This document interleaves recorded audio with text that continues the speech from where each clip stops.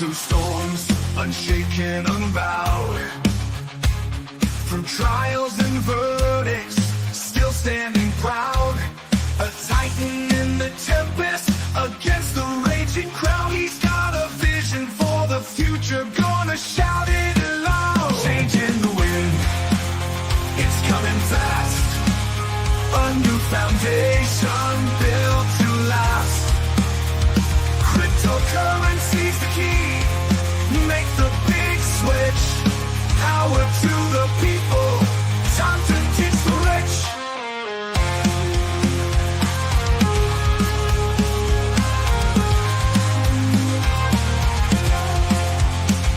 Legal battles can't hold him. He's moving on. With plans so bold, from dusk till dawn. He's rewriting the rules. A new dawn's day. From the hands of the few to the people's way. Say goodbye to all chains, embrace the new. A financial revolution, fair and true. For the workers, the dreamers, side by side.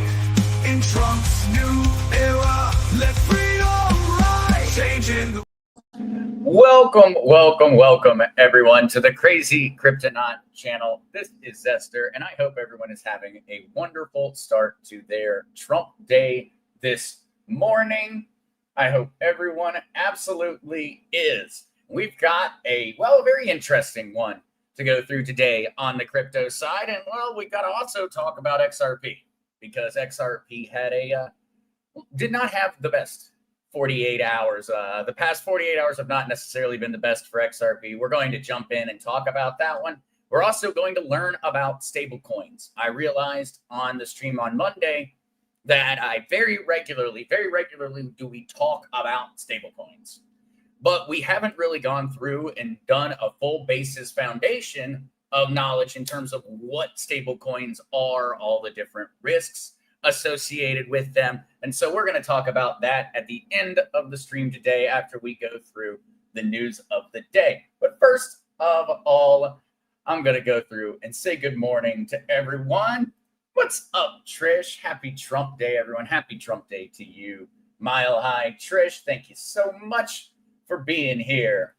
Crypto Warden, good morning, crypto friends. Good morning, Crypto Warden. What's up, Crazy Chester? Hi there. Crystal. Gary 7 coming in number 7 on the like button. Thank you so much, Gary, and good morning to you. I'm doing particularly well, Gary. Thank you for asking. How about yourself? How is the Gary doing?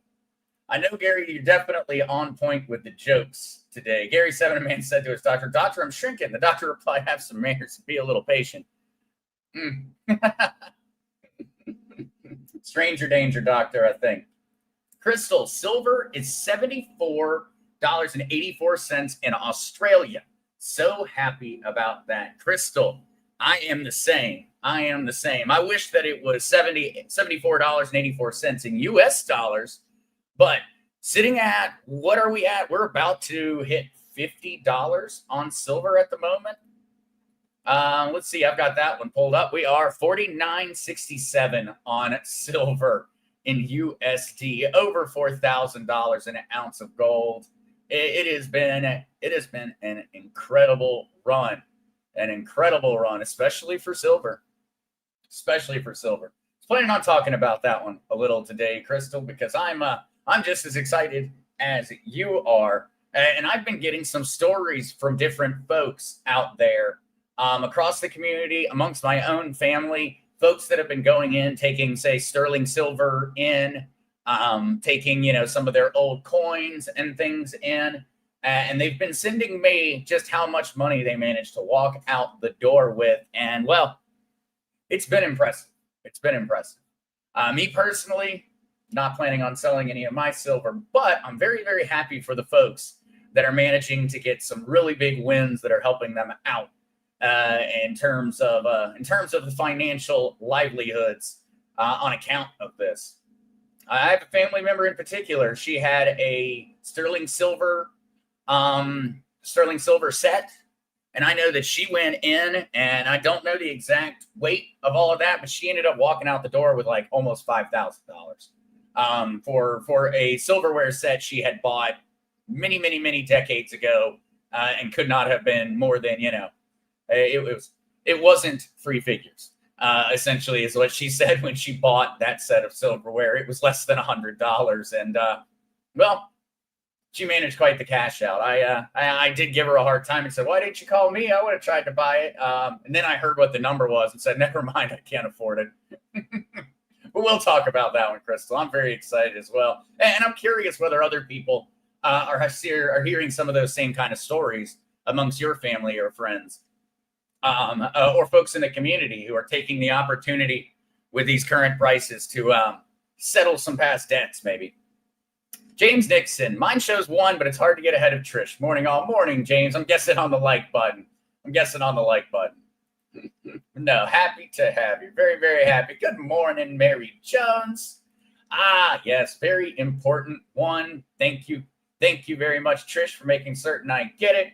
The content in this podcast is for educational and entertainment purposes, not intended to provide financial advice. Please consult with a financial professional before making investment decisions. Very, very important one. East Coast Watchers Club and Adventures. Hi, Z and gang. Howdy there, East Coast. Welcome this morning. Deborah Muse Wolf, Trump Day. Hi, all. Time to stack more XRP. It has been. XRP has really across the market, it has suffered the most over the past couple of weeks. It really has. Definitely giving people plenty of opportunities to snag some XRP under $3.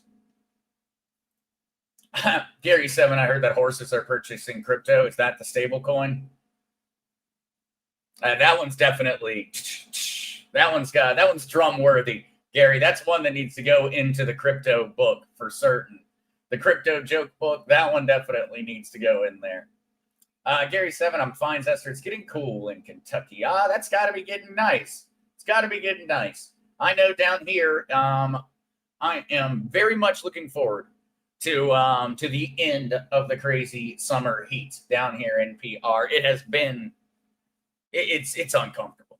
It's walking out. You don't just walk out of the house and it's nice. You walk out of the house and immediately you need to walk back in the house and change your shirt because it's already soaked with sweat. But we're getting towards that same time of the year, Gary, where things are starting to get better. I wonder what is. Kentucky's got to be pretty similar, probably at this time of year to the Piedmont Triad for me in North Carolina. Not certain though. What is your definition of cool, Gary? Deborah Muse Wolf, just bought my first copper yesterday.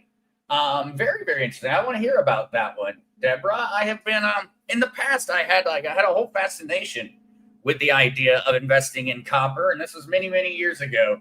I'm interested. Deborah Muse, very curious. Yeah, exactly. For investment or using it. Well, hi, Trish asked. Good morning, Speed Racer. Deborah Muse Wolf, bullion from Money Metals in various weights for usability. I had a running conversation with Richard at Miles Franklin about having bullion for folks who can't afford silver at this point. Very interesting. Very, very interesting, Deborah. And that really does kind of tie to a point that I think many people don't think about when it comes down to precious metals or the metal markets. Most folks are so focused on gold and silver. And that really is. That's a very interesting. Deborah, I think that we need to have a time with Andy on the Mark Z Show where maybe Andy talks more in depth about all of the different metals. It would be really, really interesting to hear from him, his opinion on them up and down the price schedule from, palladium and platinum to copper. That one would be very interesting, Deborah. And maybe he has had one on that and I just missed it. Gary 7, cool. It's 50 to 60 degrees. That's cool from what it has been. Gary, I am jealous. 50 to 60 degrees sounds amazing. Casey Chaz, Demers, go for the trifecta. Buy a representative and a senator. Oh, you meant metals. Never mind. Yeah, it is. I think so, Deborah. You have started a little thought for me on that one. I'm going to try to, probably right after the stream today, I'm going to send Andy and Pops a message and ask what they think about doing one on that. That'd be very, very interesting. All right, though, guys, let's jump into it for the day. Get into the news so that we can start learning about stablecoins at the end because, well, we need to address XRP. Ultimately, something very odd happened in comparison to the rest of the cryptos over these past 48 hours. The little dip or consolidation, the little flash out, I guess, sale for some folks. Bitcoin right now sitting at 122,393, down from the all-time highs that we were looking at on Sunday and Monday, but not a lot. Remember, those all-time highs came in at around 126,000, ended up being the absolute all-time high. It hit $126,080. We're down 2.9% from that 2 days ago on the 6th. But we're not doing all that bad. I guess essentially a 2.9% down from that all-time high. And whenever you get a new all-time high, typically you're going to see a retraction and a sell-off. People are taking profit. It's just normal. But we saw the same thing essentially here with Ethereum. Ethereum took that slight hit.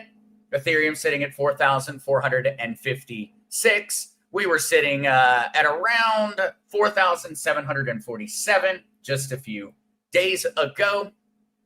And we're down, about 1.2% over the past 24 hours.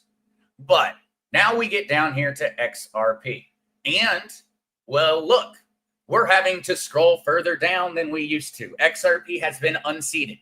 BNB has unseated XRP from the third slot and moved up. And so BNB currently sitting at $1,293 a pop, up 26.2% over the past 7 days. That is what led it to unseating Ripple. Now, it is not by a lot, but for those that are curious, the reason that now BNB is sitting at the number 3 slot comes down to the overall market cap. That's how these things are determined. That's how we get Bitcoin at number 1, Ethereum at number 2. It's because of the market capitalization. BNB is now sitting at $179,802,000,000 market cap. XRP sitting at $171 billion market cap. So not a gigantic amount of ground to make up, but ultimately we are seeing XRP now sitting at the 5th slot, sitting at $2.87. It has had the hardest time over the past 7 days or so of just about all of the major market cap top 10 cryptos. It has had the hardest time of just about them all. And it all really started getting a lot worse yesterday. And so yesterday we were sitting at around $178 billion market cap, still sitting above BNB at that point in time, or right around it in a competitive way. And then we saw a precipitous fall occur in a matter of just a few hours, down to $170 billion market cap. And well, that's right around where we're sitting at the moment with our $2.87 per XRP price tag. Now, why did this happen? Why XRP? And so we're going to dive into that one very quickly with a fairly simple answer. Ultimately, XRP had some very large sales occur. Some very large sales. And so XRP whales spark a $500 million crypto shakeout as price crashes. Will Ripple's token soar next? XRP cracks the $3 support, plunging nearly 4% on October 7th, dipping from above $3 to around $2.85 amid a broad crypto market pullback. The sell-off triggered roughly $500 million in bullish crypto positions, aka long bets, to liquidate as markets turned risk off. Traders are now watching if XRP can hold its $2 to $2.87 support band after this shakeout. And so, whale dump fuels jitters. Large holders made waves in XRP's markets earlier in the week. One whale wallet sold over 160 million XRP. That is nearly $480 million worth. They sold it in a bulk transaction. And that anytime something of that nature occurs, 160 million XRP is a lot. $500 million is a lot of money. Well, that move sent ripples of concern through the community. Now, on top of this, another 320 million XRP, roughly $950 million worth, has reportedly been transferred to exchanges by whales. This is seen as a potential precursor to more selling. These big moves raised fears that XRP's psychological $3 level could be destabilized by heavy profit taking. I would like to right now, a little learning moment, psychological $3 level. That reference at that point is very much around that investors essentially, there is not a logical technical analysis reason for $3 being the current price point or being that point. It's psychological. Essentially, people have gotten into a pattern where over $3, things are going well, under $3, things are going poorly, and $3 is starting to be seen as this major number. Think about it. We've talked about that. We've made references to it, and I've seen lots of folks in the community make reference to it, where we feel like $3 is essentially the level right now. And that's whenever you hear psychological level used like that in terms of a price point, that's what it's referencing to. It's purely in our heads. And essentially what it occurs is when there's just an overall trend where a lot of different people and investors are essentially of the same mindset. $3, lower than $3, bad. We need to go above $3, good. And that's where we're all kind of sitting at right now. And so that's something that you'll see. That way you understand whenever you see those type of references occur in terms of markets. And so this is what essentially has led to XRP struggling far more than the other cryptocurrencies over the past week. Because, well, there was a lot of downward sell pressure occurring on XRP that was not necessarily occurring to the other cryptocurrencies. There was an overall trend downward, but there weren't massive sales that caused it. And so XRP struggling a little bit more because of this whale activity. And on account of it, BNB flipped XRP to become the third largest cryptocurrency by market cap. BNB's surge past 1,300 pushed it ahead of XRP's market cap, driven by record on-chain activity, meme coin trading, and fresh institutional flows. This is another, it's a very, very much a psychological deal, but I know there are probably some XRP holders, and I was on X earlier, looking around at some of the different large XRP guys that are always chatting out there. And well, needless to say, they are ticked off over losing the seat. Keep in mind on this one, this is very much similar idea to the idea of a psychological level. Ultimately, it does not matter who is in which of these different slots in the long run. It's not going to mean anything in the long run, but it is upsetting. It's like when you watch your favorite sports team or something of that nature have a very, very bad year. You either are going to start making excuses for them, or you're going to find whoever it is that needs to be blamed for why your sports team is doing so poorly. Many people have gotten into that same type of mindset when it comes to XRP or Bitcoin and Ethereum. Everybody's a maxi. It's all their crypto. And so in many ways, people start to respond that way whenever something like this happens.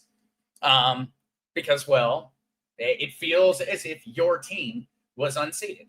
Ultimately, it's not really that big of a worry, and it's not going to matter in the long run. And so if y'all see those different types of tweets and such out there, and I saw a few that had a lot of traction, they were going viral. Please keep in mind that it really, really is a silly thing, and that it's not going to matter in the long run. And that's exactly the next article that I would like to bring up in regards to XRP. And this comes from a fairly prominent spokesperson in terms of XRP, in terms of everything. Crypto Coach says, go touch grass, come back in 5 years, XRP will do the rest. This is dated literally today, brand new article written in the context of what has been going on in terms of the prices. I'm going to absolutely assume that I am going to mispronunciate Abdul Karim Abdul Wahab, which Abdul, who wrote this article. It's a very interesting one. It's pretty simple, but crypto commentator Coach JV has again urged investors to step back from short-term noise and trust in the long-term trajectory of assets like XRP and Bitcoin. In his latest post on X, he pointed out that governments have the power to drastically collapse the value of money, yet many individuals still expect these systems to provide financial security. Coach JV says the government can collapse the value of your money by 96 to 97% overnight. Go touch some grass, come back in 5 years. Now, dude, just before we go too far, I don't know whether people have regularly heard the internet statement, go touch grass. This has long been essentially a comment going back to, well, many years back in terms of the internet. I remember seeing this when I was young and would be playing video games. And essentially, if you were too good at the video game or you played too much, which I can absolutely say when I was younger, I played too much, people would make the comment, go outside and touch grass, essentially saying, hey, quit staring at your computer screen, quit staring at the screens, quit acting like that's going to affect how it's going to happen, go outside and live life. And so just for anyone who had not heard the term go touch grass, maybe that's a new one you can employ in your interactions with folks online that are maybe getting a little too overzealous about something. And so go touch grass, come back in 5 years, he advised. He suggests that investors should take a break from obsessing over charts and daily swings and await a time when XRP and Bitcoin could redefine wealth and financial independence. This aligns with JV's longstanding message that wealth is built during quiet periods, not during hype cycles. As he previously emphasized, XRP under $3 remains a massive blessing. He sees it as a favorable accumulation zone that only seasoned investors recognize. He often compares it to farming, planting seeds when the ground looks barren long before the harvest season begins. Now, he then continues on to go through the case for long-term XRP confidence. Notably, XRP traded at 22 cents just 5 years ago and has increased by over 1,245% since then to its current value of $3. This 5-year performance continues to influence suggestions about what the next 5 years may hold. Now, despite recent stagnation at the $3 level, optimism remains strong. Many analysts expect that once US XRP ETFs secure approval, institutional inflows could propel the asset to double digits and beyond. Now, remember, guys, we've talked about this one. Our date for the vast majority of these US XRP ETFs is fast approaching. And as highlighted in recent analysis, a projected $10 billion in early XRP ETF inflows could lift the token's market cap by over $500 billion, driving prices towards $12 in XRP within weeks of launch. Others foresee an even greater revaluation as Ripple's global payment infrastructure gains traction. For Coach JV, this is exactly why patience is key. He believes that retail investors fixated on short-term dips risk missing out on the greatest wealth transfer in history. On the other hand, those who hold firm, he says, will eventually wake up to unimaginable wealth. Now, he places this perspective into the idea of Bitcoin. Bitcoin over a decade ago was trading under $1, and now we watch it trade at well over $100,000. A matter of fact, $126,000 a Bitcoin. Many in the XRP community believe XRP offers a similar opportunity to those holding today. This explains why many forecasts predict triple and four-digit prices for the coin. Ultimately, JV's mention of government collapsing monetary value highlights the crypto community's distrust. Over the next 5 years, we're going to see where it goes. I'm going to post this article in, and there's a lot to be taken away from the very, very simple advice of not overanalyzing the daily prices. And that's something that really takes experience and time in the market before it becomes easy. I can absolutely promise you that for the first 5 or so years of my crypto holdings, I spent far too much time worrying about what the price was that day, or what the price was going to be 1 week from that day, because essentially I had placed far too much worry over it. I knew I was in for a long-term investment, and I had that mindset from the beginning, but I still fell into the trap of essentially constantly worrying and constantly looking at the dollars on the screen as if they were a representation of my bank account. And it's very, very important that you remember in all forms of investment, essentially the numbers on that screen, whether it is you purchasing stocks, whether it is you purchasing cryptos, whether it's pretty much purchasing anything, ultimately, whatever that number says on the screen is not the amount of money you have. It's the amount of money you potentially could have. And it's very important to remember and to make that disconnect and to not look at your portfolio in the same way that you look at your bank account. And it's a very, very important step in the overall process. It's one that many folks have learned over the years from participating in the stock market or things like that. But crypto is new. And there are many people participating in crypto who have never really held long-term investment portfolios. And so it's very important to remember, sometimes we need to quit looking and we need to go touch grass. And so that one is in the chat. Let me see what questions or comments I may have missed before we jump on and move past the XRP conversation this morning. All right. Yeah, Deborah, more about the copper. That's very, very cool. Deborah, I like Trish. Deborah, I have copper wire that I use in my garden and some other things. Wonder if there's value there too. Well, Mile High Trish, for those essentially, and I at one point when I was doing in the past, I used to work and do like fiber optic connections. I worked with a company that worked for Coca-Cola and Ingersoll Rand, and I would do the fiber optics and the data networking for the Coca-Cola facilities. So I know the recipe to most of the different drinks that Coca-Cola has because, well, I put a camera in the facilities where they keep those things. But during that process, we would regularly install copper wiring. You know, team would be putting in copper, and we would collect it. And so we would take buckets of the copper off of every job site because typically it would just be thrown away. Everybody else would throw it away, but we knew what it was worth. And so whenever we would do that, we would go in. And heck, if we pulled out the copper wiring from even a small facility, it would regularly be over $1,000 of scrap value just sitting inside of the copper that was inside of an ancient facility. There was one facility with the really old phone lines that it was well over $10,000 of scrap copper sitting inside of the facility. And so, yes, absolutely, Trish, there is value in all copper. You see anybody going through and taking out like, their copper grounding rods, their copper grounding wire? Holy crap. That stuff can be worth $20, $20 a foot at times. And that was before the prices started to come up.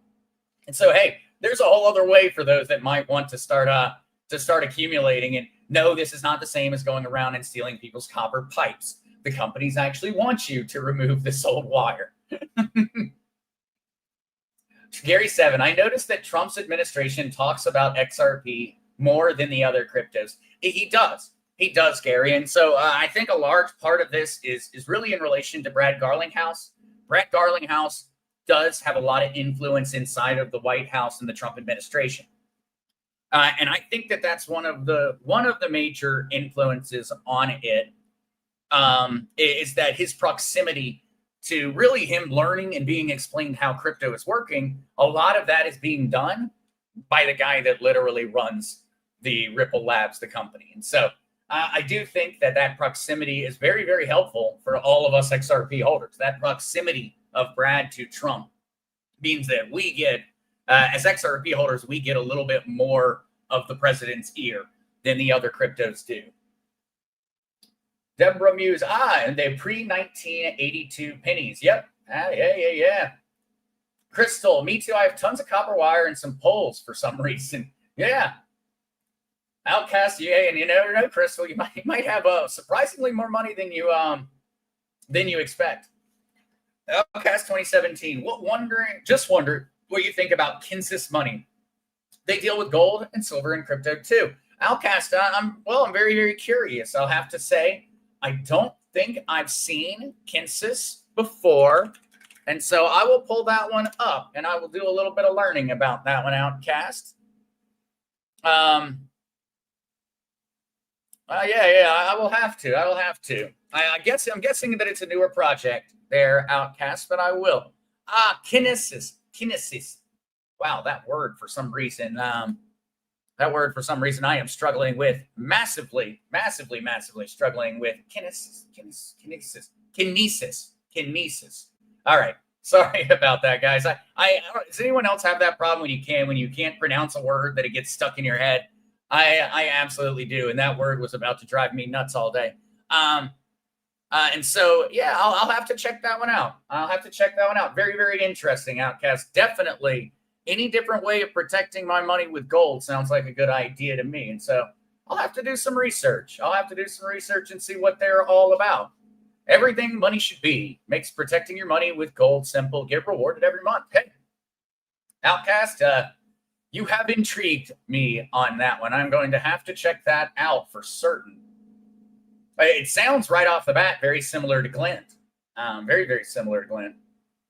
My like first Crystal, maybe we're rich and don't know it. Hey, you really don't know on that one. It adds up. Hey, if you've got an old shop somewhere that you've been, not wanting to clean out or not wanting to deal with or something like that, you may find right now that you may be paid very, very well to get that shop cleaned out. Deborah Muse Wolf, how it was at 50 cents for years and look at it now. This isn't the drive-through window. People, exactly, Deborah Muse. We sat around the 50-cent mark for XRP for years, fluctuating between like 38 cents and 62 cents. Essentially, that was our years and years. That was our trading range.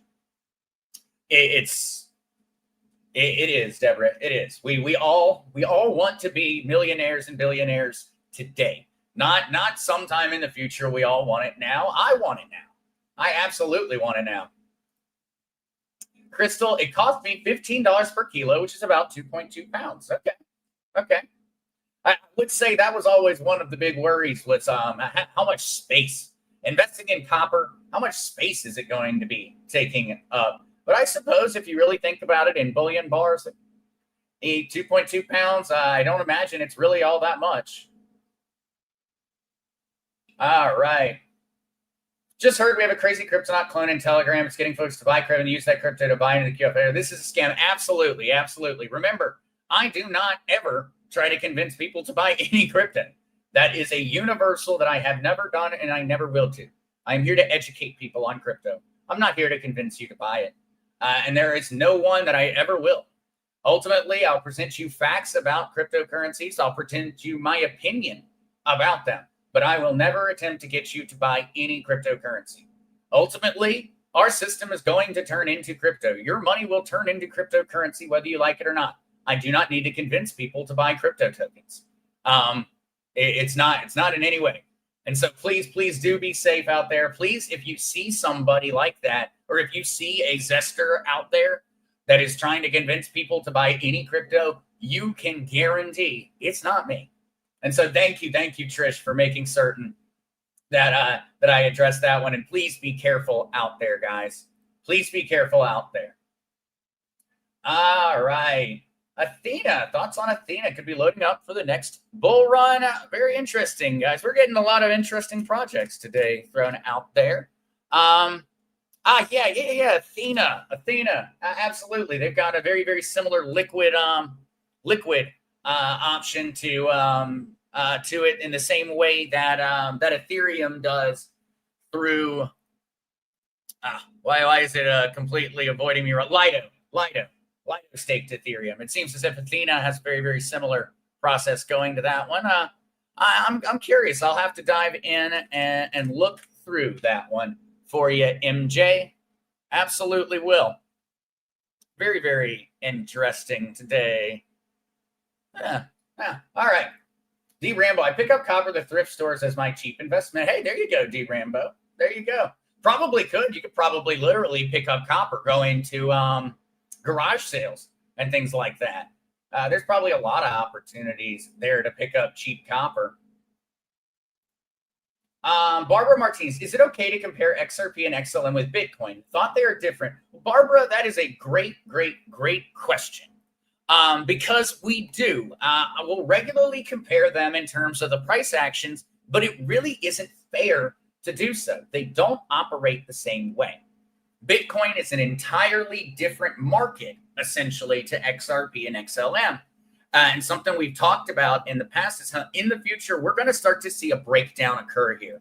And we're going to start to see more of a separation, starting with something like right here. You'll notice that they've got these little categories that are available across CoinGecko. And I strongly believe in the future, we'll start to see this type of a breakdown occur where we will, Barbara, XRP and XLM will be considered to be very different from Bitcoin because they really are not competing. Bitcoin and XRP are not competing. They don't serve the same purpose. XRP is a buildable blockchain designed for payments. Bitcoin is not. Bitcoin is a decentralized ledger designed for providing a different form, a different avenue for people to be able to conserve wealth and move their wealth around. It's designed to be entirely decentralized. There is no company that runs Bitcoin. Bitcoin does not put out corporate, reviews. There is not a quarterly report for Bitcoin. XRP is a company.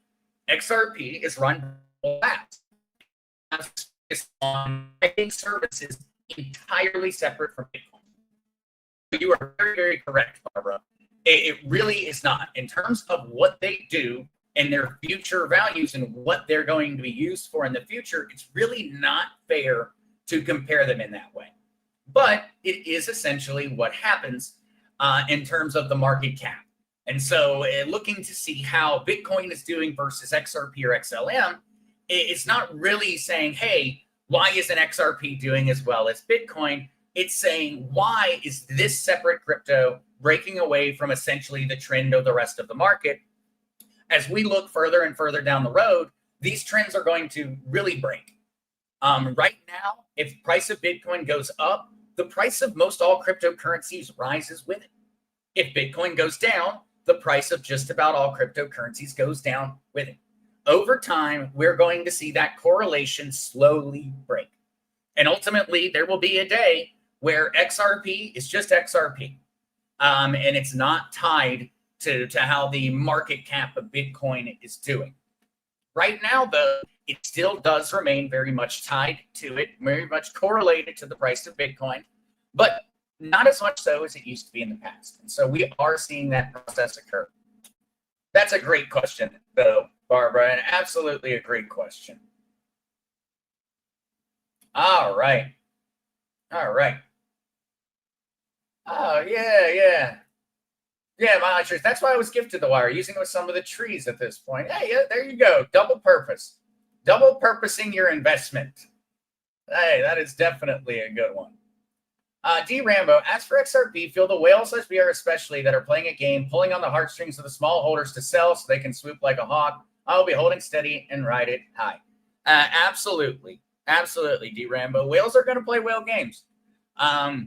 They have the ability to influence the market. They're people that are early adopters. They're people usually that have a very deep understanding of how these cryptocurrencies work and how this technology works.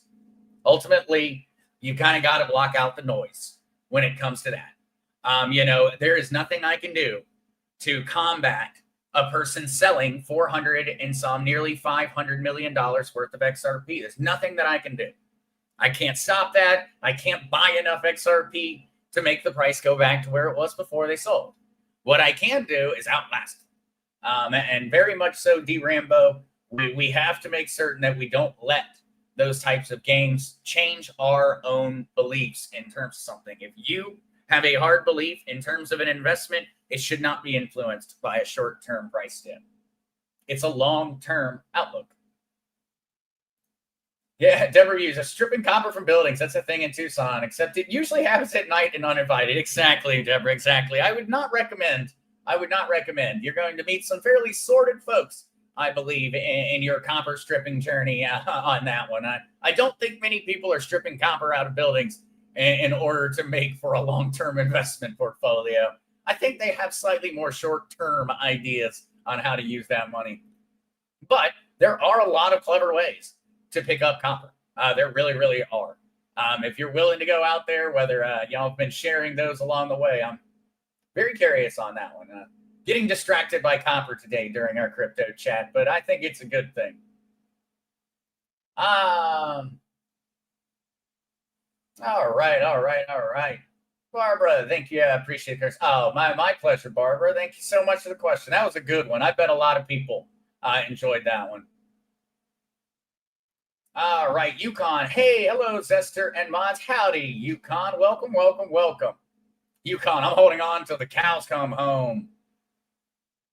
Oh, gosh. Monta Welsh, Zester, I just found out I was scammed by someone claiming to be Kukla and then referring me to you to create a SafePal account and a QFS Ledger account. Need help. Monta, that is absolutely awful. And yes, guys, please don't respond. Do not DM moderators. If moderators are asking you to direct message them, make certain that they're the real moderator. We'll have to, after the stream, Monta, I'm going to have to go through and see what all is going on over there and see what we can do to get that slowed down, because it sounds like we've got scammers aplenty running around at the moment. It sounds like we do.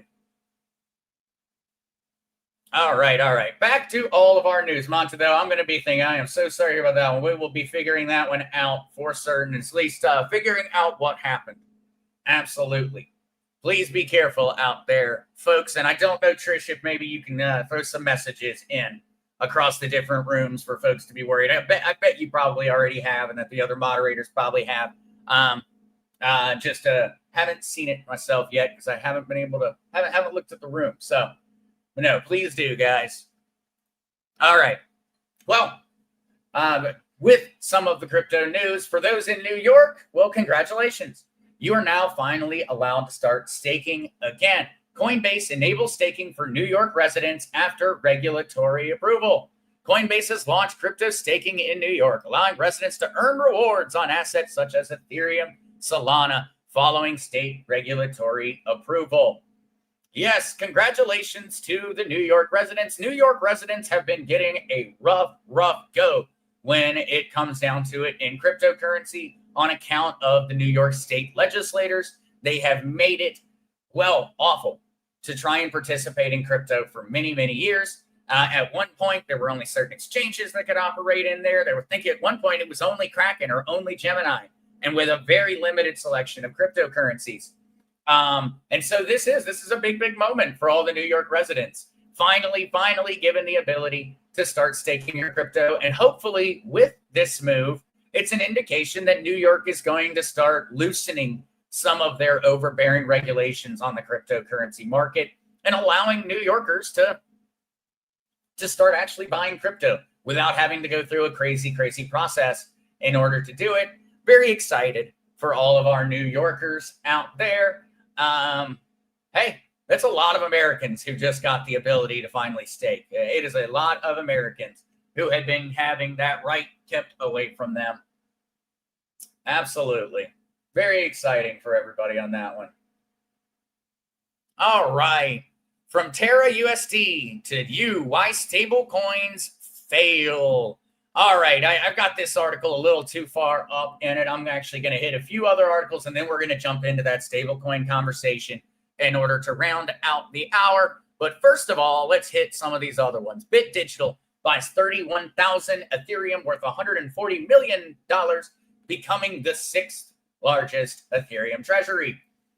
We are seeing this continue. The idea of crypto treasuries for companies is definitely hitting the absurd mainstream. And in one go, they became the 6th largest Ethereum treasury in the world.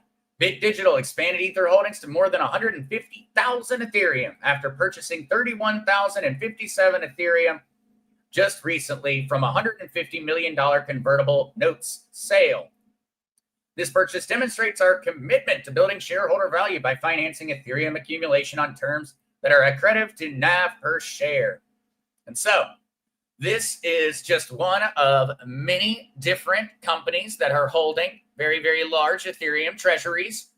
They've even got a little list here. And so we've got BitMine Immersion Tech sitting at the number 1 slot with 2.83 million Ethereum, a USD value of $12.7 billion, followed by SharpLink Gaming, the Ether Machine, the Ethereum Foundation, which is actually the foundation that manages the Ethereum network. And so the actual company that literally runs Ethereum, this would be Vitalik Buterin at the Ethereum Foundation. They actually have a smaller treasury in Ethereum by a substantial amount than, well, 3 other companies. And we're talking substantially. The Ethereum Foundation holds $999.6 million worth of Ethereum Foundation, whereas BitMine Immersion $12.7 billion. And so that is more than nearly 13 times as much Ethereum being held by a company that is not actually the company running the Ethereum blockchain. Mildly interesting. Vitalik Buterin and Ethereum have a very different way of going about things.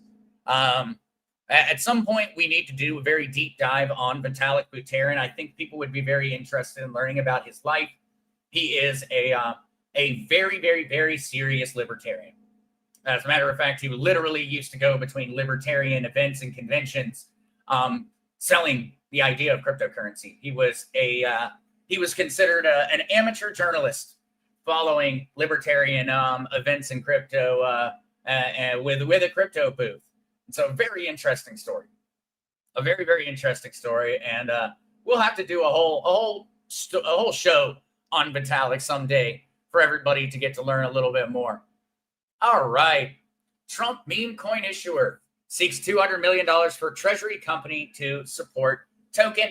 This is in regards to the Trump meme tokens. And what we're seeing is that there appears to be a little bit of a civil war going on between some of the different Trump-backed crypto projects, mainly between Fight and World Liberty Financial.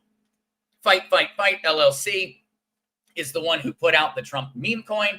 And apparently they're having a little bit of a clash in between World Liberty Financial, which, remember, that's the WLFI Trump cryptocurrency project that is partnered with the family, with the Trump kids being a very, very large factor in it.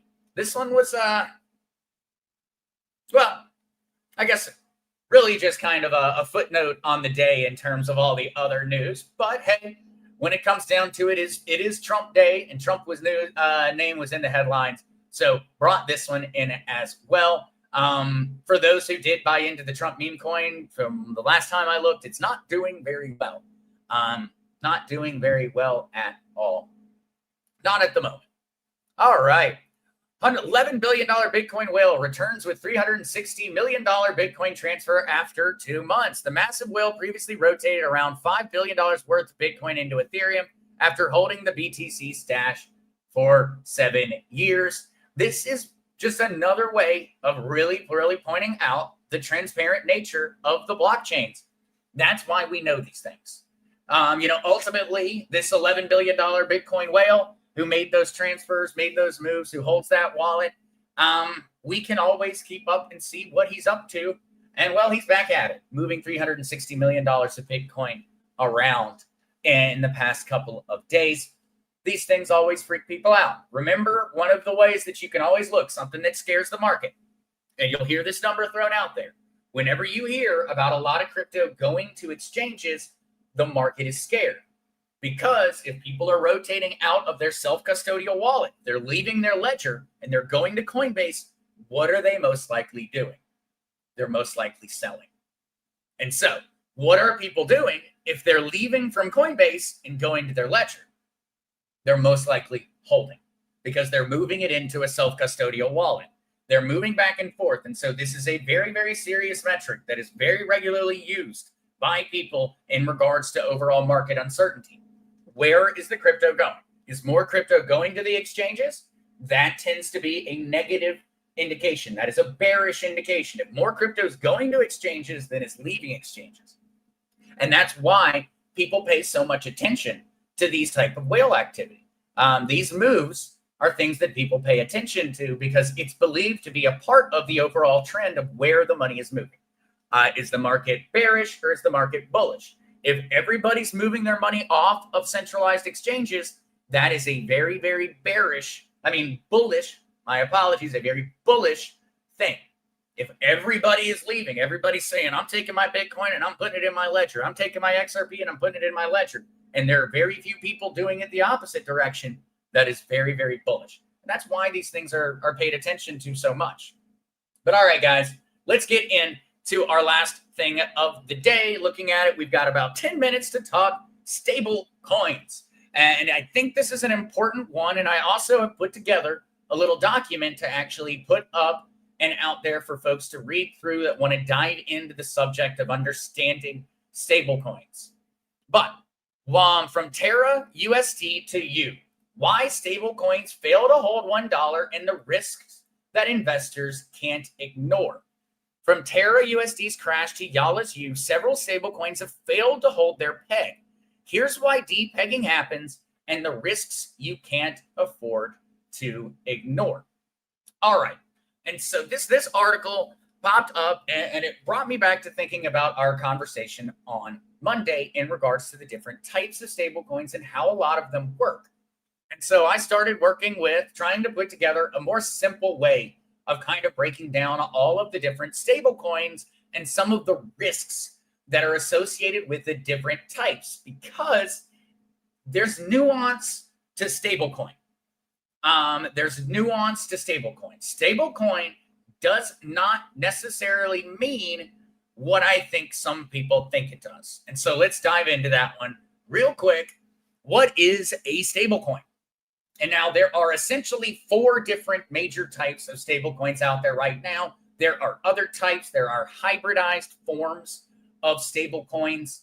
But essentially there's 4 major ones. There's fiat-backed, which would be a great example would be USDC or RLUSD or Tether.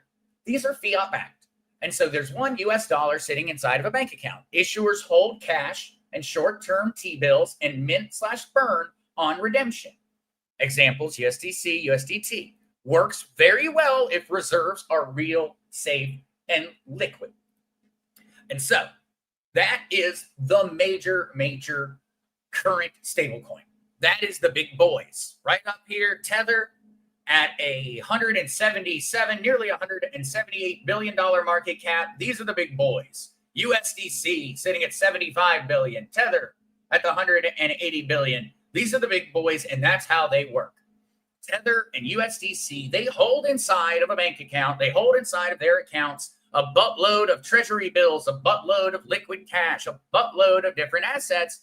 And essentially what they say is Tether argues, and Tether is, regularly has had to either prove or disprove this. But what Tether argues is that Tether, right here, this number, 177 billion. What Tether claims is that they hold $180 billion inside of their accounts in the forms of cash, short-term T-bills, and other liquid reserves. And so that is essentially what they're doing. That is what they claim. Tether has this much money in a bank account, and so they issue that many Tether tokens. There are an equivalent amount of Tether tokens and liquid cash inside of these bank accounts, inside of Tether's accounts. And so these stable coins are custodial. They are centralized. Same thing, an idea with USDC. There's a company that operates them. There's a company that's responsible for making certain they have that much money. That's their job. They have to make certain they have as much money liquid as they have tokens circulating. That's the one that you're the most used to right now. That's the one that everybody is the most used to, but it's not the only type. There are others. And so we've got crypto backed or over collateralized on chain. Users lock volatile crypto greater than 100% to mint $1 units. E.g., an example here potentially being DAI. Stability comes from excess collateral and on-chain auction fees. And so it uses DAI as an example here. And then we've got algorithmic. Algorithmic is where people get very, very, very scared, because algorithmic is kind of scary because it is extremely math intensive. And I would absolutely argue and tell to absolutely everybody out there, and I will admit, I do not know many people who understand the true mathematics that are backing many of these algorithmically backed stablecoins. And I cannot argue that I can easily read through that math and figure out what the heck is going on. They are not backed by any asset. They are algorithmically backed. And these are scary ones. These are very, very scary for a lot of folks because they are pegged via supply algorithms and a paired token rather than hard collateral. They are historically fragile. Examples being Terra, the one that brought us to this conversation today. Terra, very, very, very famously collapsed in terms of the stablecoin. Those people who were holding Terra USD, well, they lost essentially everything. It depegged from $1. It was backed by an algorithm, and the algorithm failed, essentially. Now, people argue the algorithm was attacked, yada, yada, yada. It doesn't matter. It failed. Everybody lost their money, and it was very, very, very upsetting for many, many folks.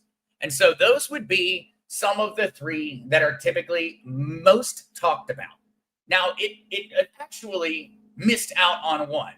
And the other one is, well, I think one that's more interesting to us as a community, but they are commodity-backed stablecoins. And commodity-backed, I'm using currently the example of precious metals, are another form of stablecoin. And so Pax Gold, which we've talked about, each token equals 1 fine troy ounce of London good delivery gold held in vault under Paxos Trust Company custody. Holders have the right to the specific underlying gold and can redeem. And so you can actually redeem your gold.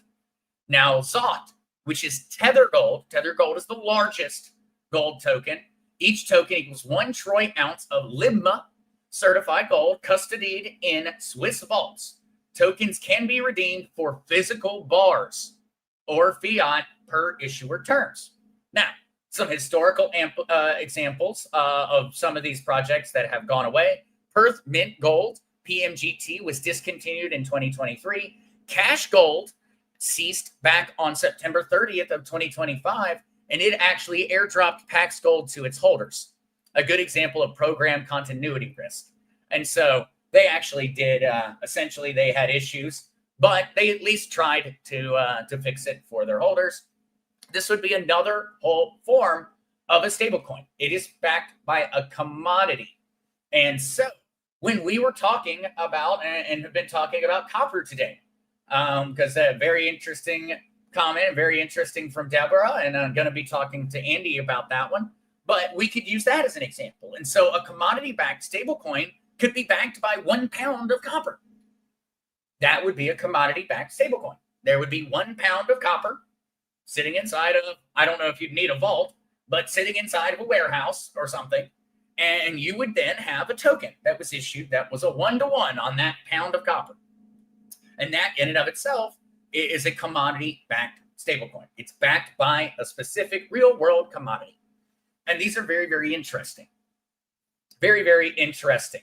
Because these are in many ways a real example of the future financial system and the things that are going to be possible. Very much so in the commodity-backed stablecoin space. But all of these have risks. And that's something that I wanted to talk about because people asked on Monday, what's the safest stablecoin? How do you figure out if they're safe? And that's a great question because there is a risk. And the risk is regularly referred to by the term DPEG. What does that mean? DPEG means any sustained trade away from $1. And so let's go back to our little charts over here. Let's look at Tether and let's look at it over time. And so let's stretch this out to the Tether price on max. Oh, not market cap, price. There we go. All right. And now look, what is the normal for Tether? The normal for Tether that's $1. It's 99 cents. It's $1. It's 99.9. It's $1.01. It's always somewhere right around $1. But look further back. We have not always had that be the case. We had an all-time high for Tether of $1.32. What happened? Back in 2018, July 24th of 2018, we had a value of $1.32 for a Tether. Now, a little scarier, because it's not as scary when it's above $1, but what's really scary is what if it dropped below $1? And so, on March 2nd of 2015, Tether hit 57 cents. 57 cents. That was over 10 years ago. But what that is a D-peg. And so you can see right here on the chart, there have been times where it has D-pegged. Now, luckily, in the case of Tether, it has repegged. It has managed to stabilize the market. It has managed to repeg. But this is the risk we are talking about today. This is what I wanted people to learn about today. This right here. The idea of de-pegging. And so, we have seen this occur. We have had temporary market de-pegs, typically cents off of $1 due to liquidity or bank frictions, usually closes when redemption resumes. USDC hit 87 cents during SVB and recovered after clarity on reserves. Using it as an example of a very short-term de-peg. Now we've got a structural de-peg or collapse. The peg fails because the model or reserves break. As in, it does not work. There is no money to back it up. UST in May of 2022, that would be Terra, would be an excellent example of that. Now, recovery to $1 never occurs or requires a full recap. We have an upside down D-peg. Now, that is when it's above $1. This can happen when on-chain demand spikes and supply can't expand fast enough. DAI traded above $1 during the March 2020 chaos, giving it an example. And here we have a large group of notable D-pegs. USDC, the one that we had just mentioned, from March 10th to March 13th, it crashed down to 87 cents a pop. UST, that's Terra, back in May 7th to 12th of 2022, liquidity pulls, anchor unwind, and reflexive mint burn with Luna led towards an entire death spiral. Tens of billions of dollars were wiped. Later, lawsuits and bankruptcy for Terraform Labs, the company running it. USDN, repeated peg D-breaks on the way of ecosystem. TUSD dropped as low as 92 cents amid reserve/attestation concerns. DAI, briefly under $1 during Black Thursday, hit 88 cents during 2013 banking shock, giving USDC exposure in backing. And so, these are some of those long-term examples that have occurred of an overall D-peg. And so looking at the time, I feel bad. I know that Mile High Trish, you've got a busy day and everybody else has got things to run off to. And so I know it's been an hour and 3 minutes. And so I'll probably leave that one right there. But what I will say to everyone is we're going to continue on this topic in the future. And there's going to be an article posted over on the social medias and such for folks to go through that is just a basic breakdown of stablecoins. I put this one together, and this is going to kind of serve as an overall for those that really enjoy reading and going through something written and having it in order to be able to go back on and look through. This is going to be a simplified breakdown of the different major stablecoins: fiat, crypto, algorithmic, gold back, how they maintain the peg, what the risks are, what depegging means, all of the history lessons that we can go through, and includes a glossary on all of this information so that you can go through and you can double check and you can make certain that you're understanding it all properly. And so this one will be getting posted today for all of those who are curious. For those that are looking on where to find that, you'll be able to find it through my link tree. And so through my link tree, you will be able to get to Zester's Substack. When you get over to Zester's Substack, I'm going to post this PDF in here in probably just the next couple of hours for folks to check out. But this can be found through my link tree. And my link tree is, of course, in the description of every day's live stream. So, Mile High Church, that is a great question. And I had not actually thought about it. I had not really thought about it. Will the birthday guy be here on Friday or out celebrating? Mile High Trish, I'll probably have the show on Friday. I will probably have the show on Friday morning, and then I am going to take the rest of the day off, and I'm going to try to be as lazy and useless as I possibly can. I don't think I'm not planning on going out and celebrating. I don't want to go get dinner. I don't want to do anything.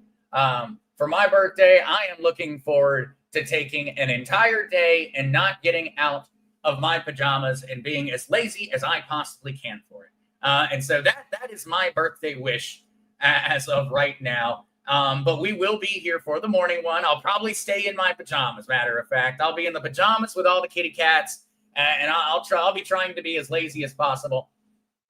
Things have definitely changed for me over the past 20 years. Birthdays used to be a reason to celebrate, to hang out with friends, to go do things, and now I guess time has changed my idea of what a good time for a birthday is. And for this year, I'm thinking a good time sounds a heck of a lot like a time doing nothing. I'm thinking that might be exactly what sounds like the perfect gift. And so I will look forward to hanging out with everybody, though, on the birthday morning, and we'll do our normal show. We'll answer questions. We'll go through and do our normal full hour. And then I'll run off to being lazy.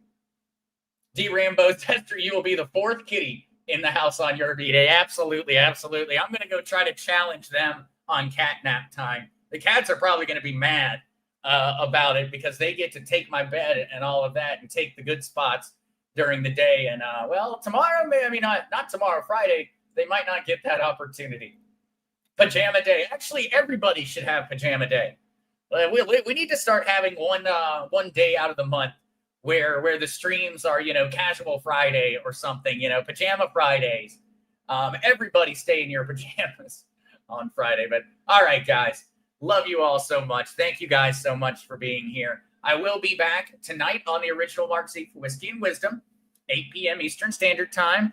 And then, of course, once again, be back for the birthday stream on Friday, 11:30 a.m. Eastern Standard Time. Looking forward to seeing everybody and celebrating another year on God's earth. A matter of fact, a fairly important one in reference to God's earth, because it will be my 33rd. It will be my 33rd birthday coming up on the 10th. Crazy Chester, please, cameras off for pajama day. Yes. For all of those who choose to sleep in their birthday suits, please. We don't need photo evidence proof. We will trust you that you are wearing your pajamas. We will absolutely trust you. But all right, guys, see you soon.